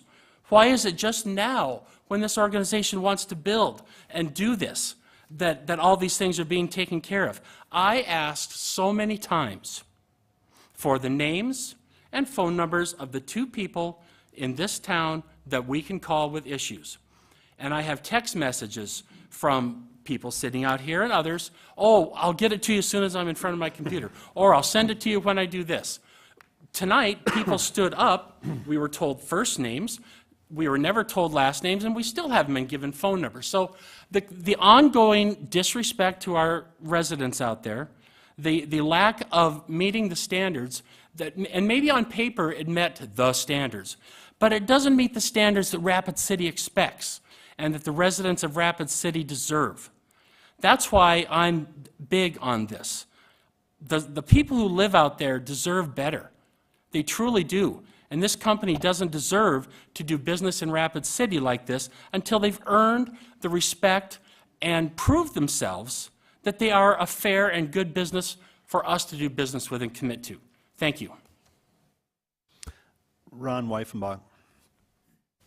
Thank you, Mr. Mayor. First, I want to disclose the fact that I had a conversation with Mr. Schmidt, and what we talked about is exactly what he talked about on the dais, so everybody knows that I had that conversation without the other party being there. This project is a multi-layered, conditional use type of project. So yes, the people in the neighborhood do matter. The streets, yes, they do matter. All these things do matter. When people bring new developments into the community, typically we make them build new streets. This particular situation, and yes, Mr. Champion, I was here in 1972, and I've said, from the dais, I've given my testimonial. I spent the night in a car in a Safeway parking lot on St. Patrick Street, and woke up the next morning and found out one of my dear friends had passed. They were babysitting, and they were at a mobile home park. The mobile home got swept away. She got swept away. Her older sister survived. She didn't survive. So about in June of this time of year, it's a reflection, and it's true to my heart. I think that Mr. Barnett was right when he said that if you can stop. We've had several conversations. We've had conversations about just building fixtures in the floodplain or the flood zone. That would have been a greenway. That would have been a greenway. There's no doubt about it. Mr. Champion has every reason, because he works in the mobile home industry. He has every reason to have every mobile home, more and more mobile homes in the city that just creates more business for him. He's here, he's passionate about his service in the Guard and what he did in '72. He's seen what the destruction can be if we put 32 mobile homes in this area.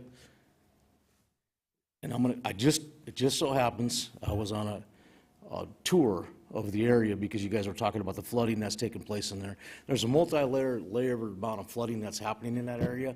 One of them is from overbuilding and not having enough drainage and all those types of things. I went on a 2.5-hour tour with a developer, and we went through that neighborhood. And when I told him what was happening in that neighborhood, he put his brakes on in the truck and looked at me and he says, "You can't let that happen." He is spending millions of dollars through tax increment districting to solve some of the issues that this neighborhood is having in that area. That part, the real danger is the creek, which you can't stop. What he's stopping is the developmental flooding that's happening in your area down there. It's costing lots of money to resolve those issues. When I brought up the fact that they were looking at putting 30 mobile homes in that area, he said, "You just can't let that happen." Just put his brakes on, looked at me with a funny face. And I'm telling you, I'm not going to support putting 30 mobile homes in that area tonight, and I don't think that I would ever in the future until something had changed. Maybe they rerouted the creek or something. As you can see throughout the city, there's a greenway on both sides of the creek. This didn't happen to be in the city during the flood, so it didn't get addressed at the time. Today, these people are in a quagmire out there. Just for whatever reason, we haven't resolved it yet. Part of it is in the city, part of it is in the county, depending on where you're driving. It's a real quagmire, and I'm not shirking my responsibility on that fact, but that's where we're at tonight. So thank you, my colleagues. Bill Evans. Well, the flood happened my senior year of high school, and I was one of those that was out digging bodies out, mainly on the west side of town, because that's where I lived, near the what is now our golf course. And I can't speak to what Mr. Jones said. He may or may not be accurate in his assessment of the builder, so I'm not going to even talk about that. But I think we need sometimes to take a stand on principle. And in this case, the encroachment on the flood is the floodplain is a really, really impending problem we have, because we're running out of space. The developers are all looking at that. That's been going on since that floodplain was put into place and the parkway was first developed. It subsided after the 80s, and people didn't start to push like they were back in the late 70s and 80s to develop that land again. So I think it's time for this council, and I apologize for not having a lot of research done on this project. I wasn't aware this was coming up, frankly, until I got a call from Mr. Jones this weekend, which I appreciate. But I think it would be negligent for anybody sitting up here on this dais to vote for this thing right now with such disparate sort of opinions on what's going on. If it comes up again and I have better facts, I might change my mind. But as of tonight, I think I'm going to take a stand to deny this, because I don't believe people should be building in that floodway, and that should go on for the next 200 years as far as I'm concerned. So I will be voting against this. Thank you. John Roberts. Thank you, Mr. Mayor. I've got a question for somebody. I don't know if it's Mr. Tech or if it's Vicki Fisher or who it is. Maybe I'll start with Vicki, if you don't mind. Please do. Vicki, I've only been on the council for a little over a decade now, so there's been a few things that I've seen up here, and I don't believe that I've ever seen any project come in the 100-year floodplain where they didn't ask for a major floodplain study. Mr. Mayor? Yes. So if this property was actually in the floodway, and I've heard that word used, then certainly this project would not be going Plain, forward. not way. I said plain. Yeah, but I've heard from others that the word floodway. So if this were in the floodway, then you are correct. They could not secure a floodplain development permit. They would have to work with FEMA to do a map revision and remove the property from the floodway, because there is no development allowed in the floodway, which is how the city came upon many of their greenway tracks. is that is where the floodwaters went. And as a part of the floodplain, there's an area designated floodway, and then there's a fringe known as the 100-year floodplain. Development is allowed in the flood fringe with a floodplain development permit. It is not allowed in the floodway. So in this case, a study would not be required. A floodplain development permit would be required. Looking through the floodplain development permit, they're required to either bring it out of the floodway elevation-wise, their foundations, or they're required to tie them down if they're mobile homes. And maybe this is a question to Dale. My question is, who maintains that? Who in the city would actually keep an eye on whether or not that was being done?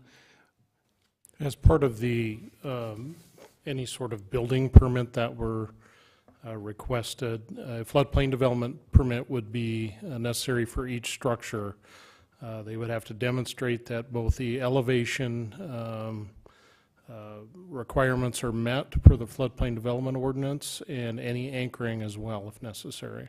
Would they be required then to take everything that's in that park up to code? Because there's already 14 existing trailers or whatever the heck there is in there. Would that, because it's part of the development, would that have to come up to code too? So the existing mobile homes are legal nonconforming. They would not be required to be elevated as a part of this expansion. Any new development would have to meet all FEMA regulations. It's our understanding that once this project, if it should move forward, they would then come back and renovate some of those existing homes, but it would not be required as a part of these additional units. Okay.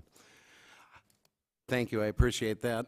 I've got tremendous concerns about this because of some of the people that I've talked to since this came on my radar, which normally this wouldn't even have came on my radar.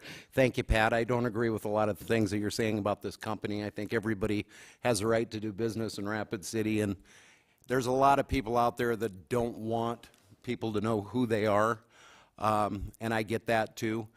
But I do have a lot of concerns about this after talking to a lot of residences, a lot of people that have been through the flood, including myself. I'm not going to get into that, but I lost friends too.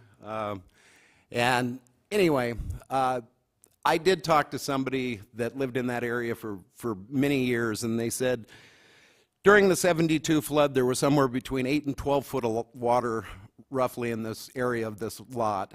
And I do have tremendous concerns of putting in, you know, multi-housing in there, and especially this kind of housing. I would like to see a study in that area. You know, to me, that would make me a lot less concerned than I am right now. But at this point, this coming forward tonight, I'm going to vote against this. So I just think it's a bad place. It's unfortunate that that wasn't in Rapid City after the flood, where we could have bought more of the greenway to the east of Rapid City.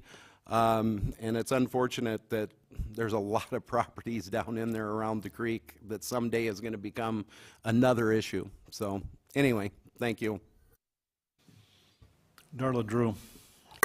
Thank you, Mayor. I think I'd like to direct a question to Vicki Fisher, if I could, please. Do. Director Fisher, so do I understand you correctly that the other homes that are there now, the mobile homes that are there now, are not in the floodplain, or they are in the floodplain, or they would have been had they not, you know, because of elevation? Vicki Fisher. I can't honestly say which existing units are in or not without a floodplain map in front of me. What I am saying is, regardless if they are or not, they do not have to address them as a part of this expansion. They're legal nonconforming today. They were there probably before some of that floodplain was even designated by FEMA. And so they can remain. And I apologize that we don't have a floodplain map here in front of us.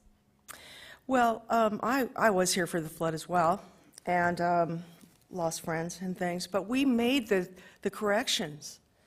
We have the area now where the waters can go out into, whether it's over by Bacon Park. They used to be all homes, but now it's just a big field where the water can spread out. The Greenway is an area along the creek where instead of compacting and going all the way through the city and doing 12, 15 feet of water at this area, that's not going to happen because it's going to spread out. That's why we did it. You know, I remember, I heard Mayor Barnett, you know, he brought in Japanese planners, he brought in other planners. He was a young man. He looked for the future of this town. So the water, to say the water would reach a 12-foot crest where these homes are is, I think, not thinking through what we've done, because we've really done a lot to prevent that from happening. You know, it was horrible, it was terrifying, and so we made the changes necessary so it wouldn't happen again. Made Canyon Lake smaller, made a lot of these areas so that, you know, the creek could come down and not build up like it did. I know what happened. I was there. And I wasn't a kid, I was 16, you know. So I remember the rebuild and the way that people had to get out of their homes because we were going to put a floodway in. People sacrificed their homes so that we could have a floodway that would be safe for Rapid City. And I respect the work that was done there. I respect the people that gave up their homes. Because we had, you know, I mean, right now, when you look down Omaha, that was neighborhoods. You know, you look and you see flowers, you're going, well, where would those flowers come from? Well, they were somebody's yard. And how about that house? That was somebody's yard. You know, that tree, that was in their yard. And so I think we've done the work. And I think that we can say yes to this project. We have people that are already living in that area, and we need homes. So for me, I know I'll probably be in the minority here, but you know, I do respect the idea that people can do business in Rapid City. And I know these people that are running these places, and they're good people, they've been here. So I am going to vote yes. I probably will be in the minority, like I said, but I think that we've done the work and we've done the footwork where we can actually go ahead and build in this area and feel that they won't be washed away or get a 12-foot wall of mud coming into their homes. So thank you. Richie Nordstrom. Thank you, Mayor. I too am probably going to be in the minority on this because I look at this as just an initial planned development overlay. It's the first step. And I just want to back up a little bit. I wasn't here during the '72 flood. I was just finishing up my tour in Vietnam and did a little other Navy things. So I was in eastern South Dakota just kind of getting back from Vietnam and all of that experience. So I appreciate what you folks went through in the aftermath of June 7th. So my heart goes out to all the people 263 people that suffered the experience of that flood. And I heard and know of a lot of other stories that went into the recovery for that flood. It was a terrible thing, but I think because of all the steps that are being taken, there's 14 different stipulations that have to be complied with before we can get to the next step. This is only an initial step in coming forward on this project, and then I know some of the project managers or property managers that are involved with this. I know them as well. For me, it also comes down to a property rights issue, because I believe it is something that these people own, and it's their property, so they can do with it whatever they want within the guidelines of these stipulations that are put forward onto them. They will have to comply with that before they can even do the next step. Even if it does fail, I hope you folks will consider, the developers will consider going and coming back with another proposal on this, because I'm in support of affordable housing. In this case, I see it as affordable housing. I also want to share with you folks too that A lot of you folks voted about 11 years ago and supported me for the city council. And that was only because we were not in support of this annexation. And there's a lot of reasons why it should never have been annexed in. But with these property owners right now that are doing the vigilance that they have putting forward to them, it's going to take a lot of time to get to finish up what they need to do, plus getting to the what we call the CIP, capital improvements planning, to get repairs and redoing of the streets that are in your neighborhood. I get that. I also get the part that there's a lot of traffic going down this road, and it's very high-speed traffic. But our law enforcement has come out, and the Planning Commission said that it was that all the details that were expressed earlier about the crime situation, what they said in the Planning Commission report, I have to believe them. They're the experts. They're on the front lines. Fire Department also had comments about this. I also look to our Planning Commission, and these folks are professionals. I look to them to see what they have to say about this. Full regard with what they have to say.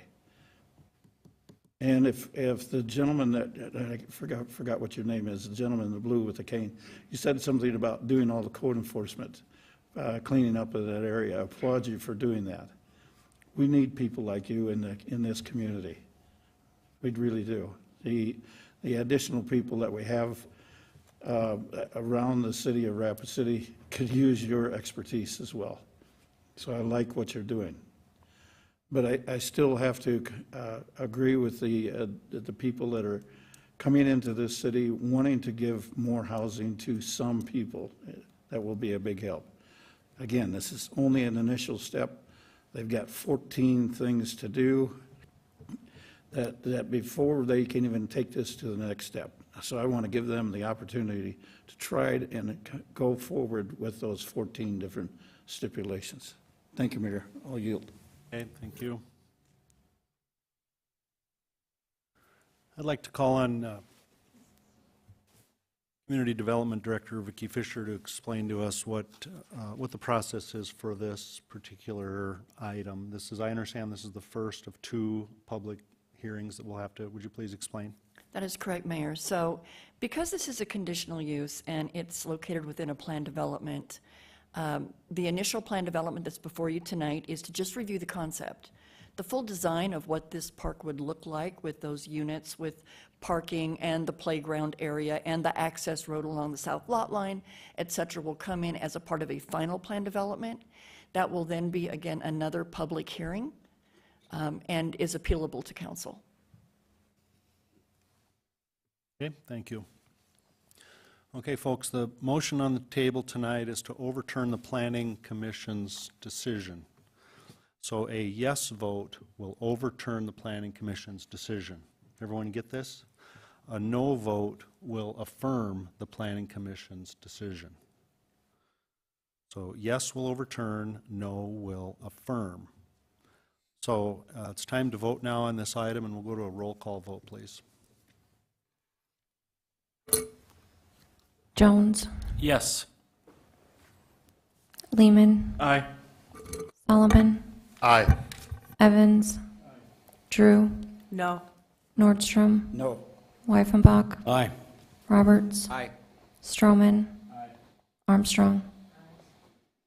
Motion to overturn is approved 8-2. Okay. All right, then the Planning Commission's decision is overturned. All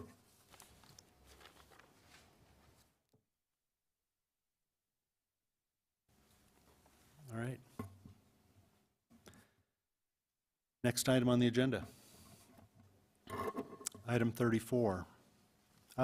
Before we get started, Ms. Fisher, what's next for these folks who are about ready to leave? Is there another stop for them, or? So because the initial failed, they could come in with an alternate plan, on this property, and because of the underlying zoning of medium-density residential, there's numerous other things that they could do with the property to put housing in this area. Okay, thank you. Item 34, approve resolution 2022-026, a request by Renner Associates LLC for Shiny and Dry Rapid City, Eglin LLC for a vacation of right-of-way for property generally described as being located between 716 Eglin and 1630 Pine Street. Motion to approve by Roberts and a second by Lehman. All in favor of that motion, say aye. Aye. Opposed?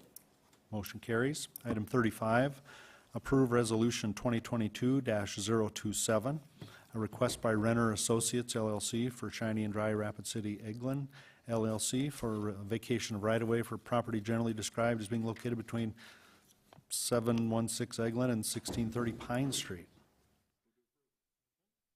Motion approved by Roberts, second by Lehman. Is that not the exact same wording as the, oh, it's just a different number, it's a,